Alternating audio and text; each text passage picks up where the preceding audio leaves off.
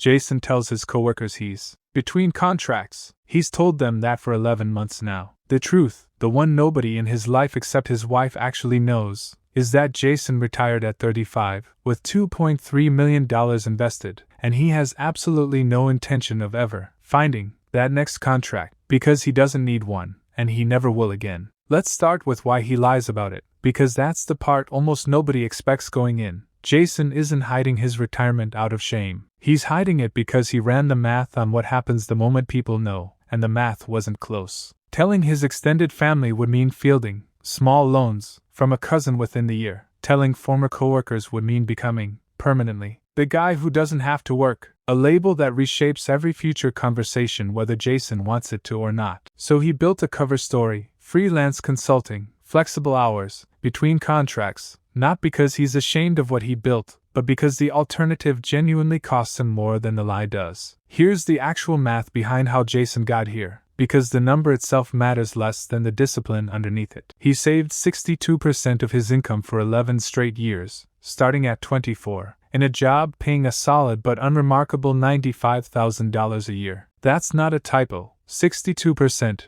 not the 10 or 15% most retirement calculators assume as a baseline. At an 8% average annual return, contributing roughly $4,900 a month for 11 years, Jason crossed $2.3 million right around his 35th birthday, and using the standard 4% safe withdrawal rule, that portfolio reliably generates about $92,000 a year, indefinitely, without him ever touching the principal. Let's talk about the first thing that changes once you actually go through with a secret like this. Every single conversation about money becomes an act of translation. When a coworker complains about rent going up, Jason has to remember to sound stressed about a number that, to him, no longer registers as stressful at all. When his brother mentions struggling with a car payment, Jason has to resist the urge to simply offer to cover it, because offering reveals a capacity that, between contracts, was specifically designed to hide. This isn't lying in the traditional sense of fabricating events. It's a constant, low-grade management of reactions, tone, and word choice, and it's exhausting in a way nobody warns you about before you commit to it. Here's the second shift, and it's the one that surprised Jason most. Maintaining the secret required him to actually keep living, structurally, like someone's still working. He wakes up at 6:45, most days, not because he has anywhere to be, but because a totally unstructured life would have raised questions from his wife's family faster than any spreadsheet ever could. He takes on small freelance projects occasionally, not because he needs the income, but because the consulting thing is picking up again.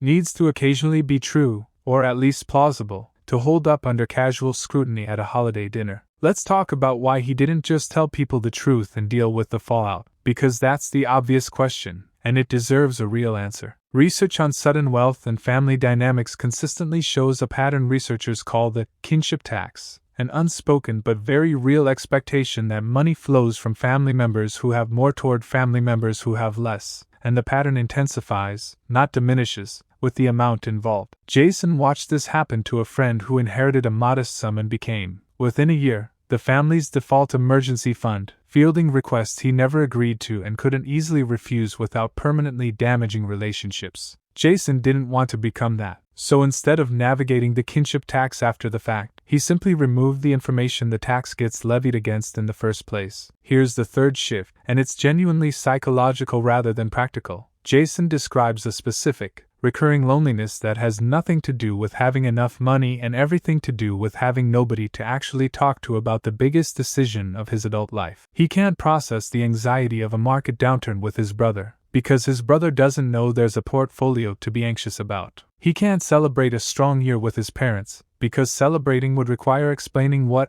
exactly, is being celebrated. The wealth is real, secure, and entirely his, and it's also, in a specific and lonely way, something he can only fully discuss with his wife and occasionally, an anonymous online forum of other early retirees living some version of the exact same double life. Let's talk about the fourth shift, because it deals with something almost nobody considers before actually attempting this. Maintaining a financial secret this large requires maintaining a lifestyle secret alongside it, and the two don't always cooperate. Jason and his wife wanted to take a 6-week trip to South America last year. The kind of trip that's genuinely difficult to explain around a supposed consulting schedule. They ended up compressing it into 2 carefully staggered 2-week blocks, spaced months apart, specifically so neither trip would look unusual enough to prompt questions. The secret didn't just cost him honesty, it cost him the actual freedom the money was supposed to buy in the first place. Because freedom that has to be disguised isn't quite the same as freedom. Here's the fifth shift, and it's the one that finally started to crack the arrangement. Jason's mother, during a phone call, mentioned she'd been putting off a needed medical procedure because of the deductible. Jason sat there, on the phone, with $2.3 million sitting in an account. He could have solved this specific problem from without noticing the withdrawal at all, and he said nothing, because saying something meant explaining how he could afford it, and that explanation was the one thing the entire cover story was built to prevent. He hung up, transferred the money anonymously through a method his mother would never trace back to him specifically, and has never told her where it came from. The secret protected his privacy. It also, in that specific moment, cost him the chance to actually help his own mother the way he genuinely wanted to.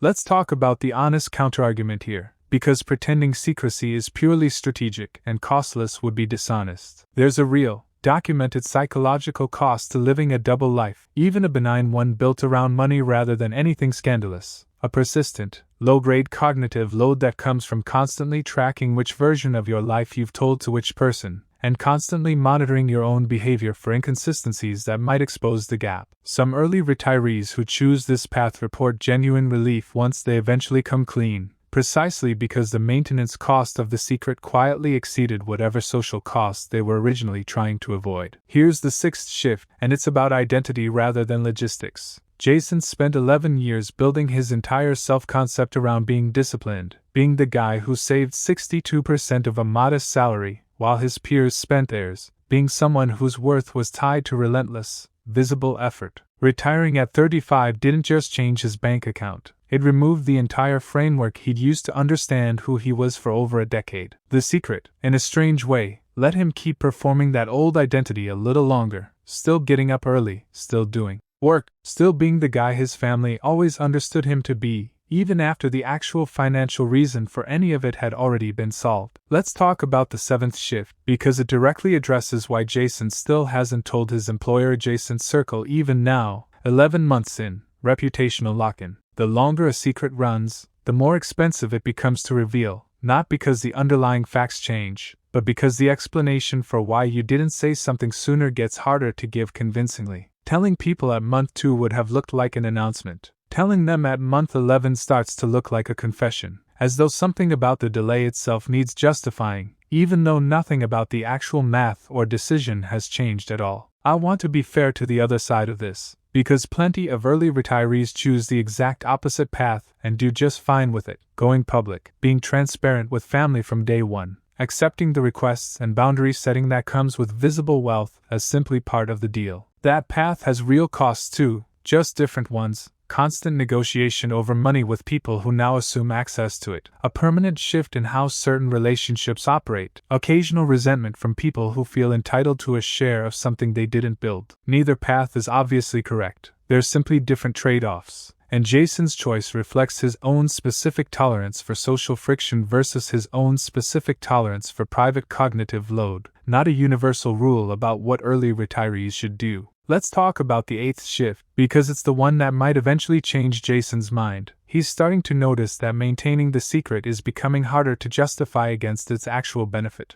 The between contracts story has an expiration date built into it that nobody discusses openly. Eventually, plausibly, someone finds actual contract work, or explicitly stops looking, and Jason is inching toward a point where the story simply stops being sustainable on its own internal logic, regardless of how he personally feels about revealing the truth. Here's the ninth shift, and it's the one that surprised Jason most about the entire experience. The money itself stopped being the interesting part of the story fairly quickly. Within the first year, $2.3 million just became a number that existed, generating $92,000 a year, quietly, in the background, the way it was designed to. What turned out to be genuinely complicated wasn't the finance, it was the sociology, the psychology, the endless small negotiations of what to say, to whom, and when. Building the wealth took discipline, hiding it took an entirely different, and in some ways more demanding, skill set that nobody's retirement calculator ever accounts for. So here's the 10th and final thing worth sitting with. Whether or not you're anywhere close to Jason's specific number, The fantasy version of early retirement usually ends at the moment the math works. Hit the number, walk away, live happily ever after. Jason's actual experience suggests the math working is just the beginning of an entirely separate set of decisions nobody prepares you for, about visibility, about family, about how much of your actual life you're willing to disguise in exchange for privacy, and how much privacy is actually worth once you've had 11 months to measure its real cost against its real benefit. He got the number, he got the freedom. What he's still figuring out, 11 months in, is whether the secret protecting both of those things is actually worth what it's quietly costing him in every conversation he's not allowed to have honestly.